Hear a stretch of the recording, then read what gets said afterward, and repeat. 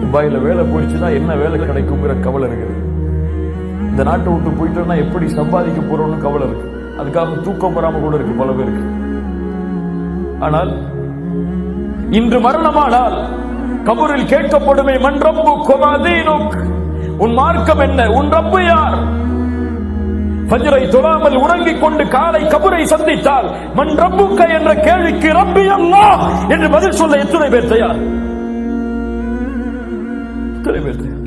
வமா தீனுக என்று கேட்கப்பட்டால் வட்டியை வாங்கி சம்பாதித்து செலவழித்து இருக்கக்கூடிய மனிதன் மரணமானால் தீனியல் இஸ்லாம் வட்டி கலக்காத, வட்டியை சபிக்கக்கூடிய, வட்டிக்கு எதிராக போர் தொடுக்கக்கூடிய மார்க்கத்தை சுமந்தவன் நான் என்று சொல்வதற்கு தகுதி உள்ளவர்களானால் இப்படி அடிக்கொண்டே இருங்கள் மார்க்க கடமைகளை. நல்லா பாதுகாப்பாளா.